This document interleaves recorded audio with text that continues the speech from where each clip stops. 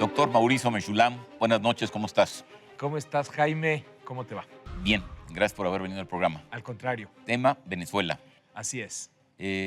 Bueno, hay un conflicto, esto aparentemente va claramente hacia un choque de trenes, o ya está habiendo un choque de trenes, pero vale la pena, antes de entrar a lo que está pasando y va a pasar en Venezuela, recordar cómo llega Chávez, por qué dura tanto, es un líder carismático, tuvo Así el petróleo es. a su favor, y luego viene, bueno, Maduro y todo este colapso. Tuvo el- Entonces, ¿cuándo llega Chávez? Llega en un contexto de crisis de Llega, partidos. llega a fines de los 90. Sí. Además, llega con una serie de propuestas que son enormemente atractivas para la gente en Venezuela, porque implementa un modelo, sí, en buena medida anclado a un petróleo que le empieza paulatinamente a ser cada vez más favorable, pero sobre todo es un modelo que empieza a generar una redistribución a fuerza, una redistribución del ingreso a golpe. O sea, le agarraba recursos del erario público obtenidos por el petróleo y se ponía a construir colonias, se ponía a electrificar barrios que anteriormente no tenían electricidad, y entonces empieza a generar no solamente un crecimiento económico, y esto es importante mencionarlo, porque luego pareciera que es exclusivamente su discurso o su carisma, empieza a generar un crecimiento económico con reducción de desigualdad. Es uno de los elementos que más fueron estudiados durante la década pasada, ¿no? O sea, finalmente Entonces, digamos que fue un populismo exitoso un populismo exitoso, exacto, así podríamos por la decirlo. renta petrolera. En buena medida por la renta petrolera, pero también por políticas públicas que agarraban simplemente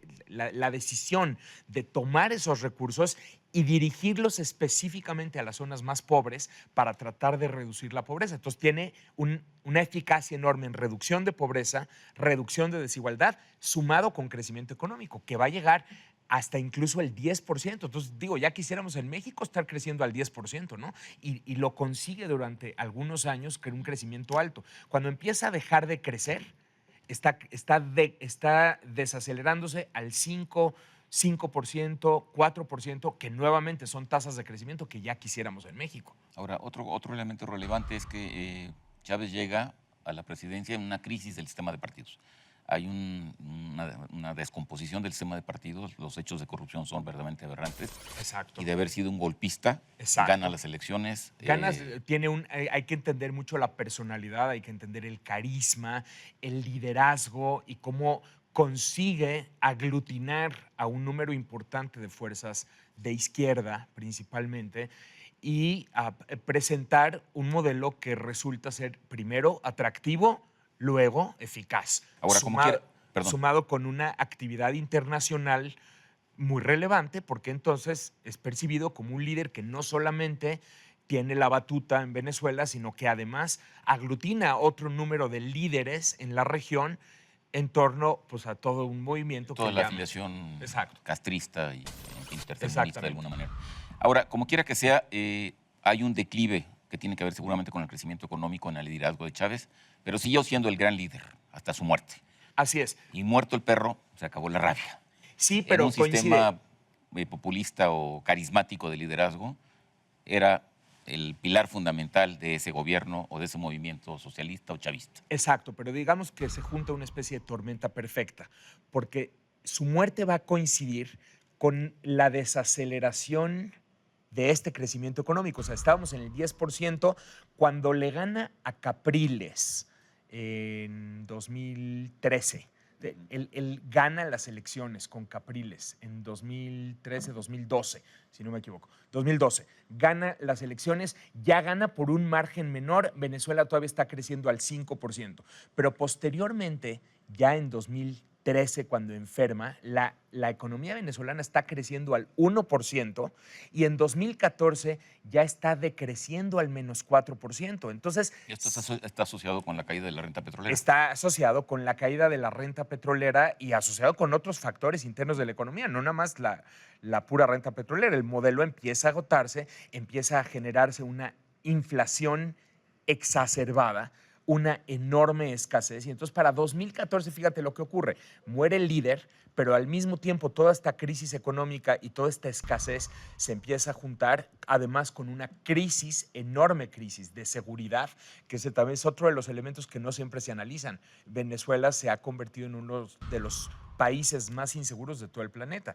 Caracas es hoy por hoy la ciudad más peligrosa de todo el mundo. Bueno. Entonces, tú juntas estos factores y efectivamente la pérdida del líder carismático y bueno, evidentemente tienes ahí toda una crisis en potencia que se empieza a gestar desde el 2014 en adelante, 2013 te diría yo, 2014 en adelante. Ahora, el problema de todo sistema carismático de liderazgo unipersonal es la sucesión. Muerto Chávez, hay un sucesor. Este sucesor es Maduro, es un delfín de Chávez, pero no es un delfín que tenga verdaderamente el consenso, primero de todo el chavismo, porque estaba también diosdado, y segundo, bueno, está el papel de las Fuerzas Armadas. Entonces, Maduro enfrenta, como cualquier sucesor de un líder carismático de esta naturaleza, este primer problema. Segundo, la caída de la renta petrolera. Exacto. Tercero, lo que mencionaste, la inseguridad. Y finalmente, el fortalecimiento de la oposición. Y estamos ahora en un enfrentamiento clarísimo entre este presidente que fue electo, Maduro, y una oposición que tiene la mayoría compuesta en la Cámara de Diputados. Exacto. Hoy en día ya la oposición gana. Veamos los números, ¿no? O sea, si ya en 2012 la oposición alcanza aproximadamente 45% de votación, luego en la elección de Capriles en contra de Maduro, la oposición casi quedan empatados de acuerdo con números oficiales, eso obviamente asumiendo la confiabilidad de los órganos electorales venezolanos, lo cual es mucho decir porque pues, son enormemente cuestionados, pero tomando en cuenta sus números, Maduro le gana a Capriles solamente por 1,5 puntos, una cosa por el estilo, o sea, verdaderamente están ya en la raya. Y ya en las últimas elecciones a nivel federal, a nivel nacional, en diciembre, que son elecciones legislativas, la oposición gana 65%, lo cual te empieza a hablar ya de este deterioro a nivel, que se empieza a traducir ya también incluso en un voto que el propio oficialismo tiene que reconocer, sumado con todavía más inflación, menos crecimiento económico. Entiende que 2015 Venezuela decreció al 10%, con un índice de escasez de 56%, Sí, bueno, inflación elevadísima. Y ahorita la situación es caótica, ¿no? Caótica. Hay carencia de productos, hay carencia de medicinas, hay gente que está muriendo porque no tiene medicinas, Exacto. etcétera, etcétera. Entonces etcétera. todo eso se empieza a juntar y obviamente pues empezamos a ver ya un número importante de saqueos de supermercados, saqueos de centros de abasto. Vamos a eso, Mauricio. Hay un empate prácticamente. Chávez tiene el poder ejecutivo, tiene al poder judicial, es lo que sería aquí Maduro. la Suprema Corte, Ajá. perdón, Maduro.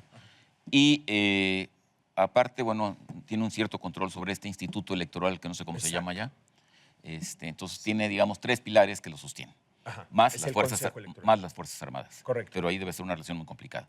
Exacto. Y por el otro lado está la Asamblea, que es mayoritaria, tiene mayoría compuesta, capaz de emitir una resolución que someta a referéndum la presidencia de Maduro. Son dos canales, fíjate. A ver. Uno es ir por la vía del referéndum revocatorio, que es lo que están tratando de hacer, para lo cual se necesita recolectar un número de firmas y teóricamente podría convocar la oposición a un referéndum nacional revocatorio de mandato. La otra vía es a través del Congreso, a través de la Asamblea Nacional, tramitar que el periodo de gobierno se acorte a 4 años, de forma que tendrían que haber elecciones al final de este año. ¿En esas dos vías son transitables para la oposición? Este es el punto. Una de estas dos vías, la del referéndum revocatorio, tiene que pasar por el Consejo Nacional Electoral, que sería como el equivalente al IFE o al INE mexicano, ¿no? Y el Consejo Nacional Electoral sí está bajo el control de Maduro. Entonces ahí tienes ese problema porque están revisando en este momento las firmas y van a decir... el tiempo. Exacto. Y luego el otro tema, el del acortamiento del periodo de mandato, tiene que pasar por el Poder Judicial, que también está, digamos, en manos o favorecido La por oposición Maduro. está prácticamente cercada en las dos estrategias que podría tener para enfrentar, para darle solución a este conflicto. Sí, pero están buscando una movilización social para generar presión. Entonces ahí vamos. Entonces, de un lado está Maduro, del otro lado está la oposición. Hay una efervescencia popular que cada vez está creciendo más y una sumada con hambre. Claro, o sea, una inconformidad social que ya es, que podría dar cuenta o hacer posible una insurrección.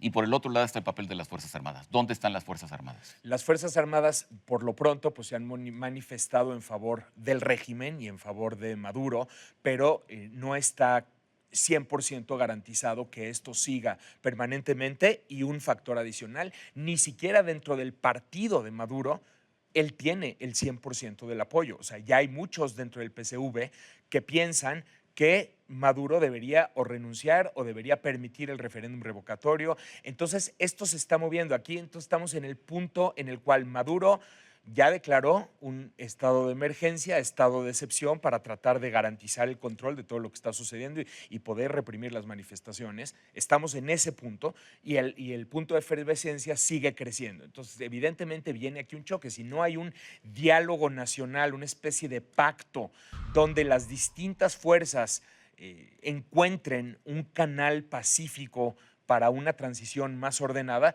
definitivamente la situación tenderá a estallar. No veo cómo no suceda. No te puedo decir cuándo, pero Ahora, no por veo eso- cómo no suceda. Por eso el papel de las Fuerzas Armadas. O sea, Claro. para que Maduro se sostenga ya en este escenario, obviamente necesita usar la represión. Así Y es. para eso necesita tener a las Fuerzas Armadas de su lado. Completamente. Si no las tiene, pues automáticamente esto va a dar pie a algún tipo de negociación. Evidentemente, una vez más en la historia, el papel del ejército termina siendo fundamental. ¿Qué va a decidir el ejército? Mi punto de vista ¿Hay un es que solo ejército? hay un ejército, sí. Digo, es un ejército que Es está un- sí, realmente sí, alineado, sí, no sí, sí. está No. confrontado, no hay No, no, diferentes... no. nada. Hay una posición del ejército, y aquí me parece que va a ser muy importante para tratar de transitar pacíficamente la decisión que el ejército tome al final del camino. Si no, esto podría también, uno de los escenarios factibles, terminar en golpe de Estado, ¿no? Eso es factible. Sí es factible, sin duda, porque cuando tú tienes una efervescencia social de este nivel y la gente saqueando los mercados y la gente en un nivel cuasi insurrección a nivel federal, a nivel nacional, pues entonces definitivamente el ejército puede entrar. O sea, esto ya lo veníamos previendo desde hace un par de años. Lo que pasa es que la situación tiende a empeorar. Si tú me dijeras la situación económica va a mejorar de aquí, Es imposible. no va a ocurrir. Se va a deteriorar más. Esto sigue deteriorándose. Entonces, evidentemente, pues el hambre sigue siendo un factor fundamental. Nos quedan 45 segundos. La historia de Maduro y la historia de Chávez tienen una enseñanza para América Latina. Había por ahí una persona que decía que en las relaciones amorosas es muy fácil entrar y muy difícil salir. Venezuela entró relativamente fácil al populismo y está saliendo de una manera muy difícil. ¿Esto es una lección para Latinoamérica y para México? Yo creo que sí, y sobre todo en la parte del diálogo político que no está ocurriendo, porque si tú le quitaras a toda la situación de Venezuela esta confrontación política que existe, posiblemente habría un camino de salida un poquito más pacífico. Eso es wishful thinking, ¿no? Pues sí, pero digo, evidentemente aquí el problema es que cerrar los medios de comunicación, cerrar todos los canales de diálogo, pues El tiempo, se nos acabó termina el siendo tiempo. imposible. Ok. Mauricio, pues a ver qué pasa. Digo, lo que pasa pues, no va a ser bueno seguramente. Pues ojalá. Ojalá que- Deseamos lo mejor ojalá que para sea nuestros hermanos venezolanos. En Gracias. contexto, buenas noches. Hasta la próxima semana.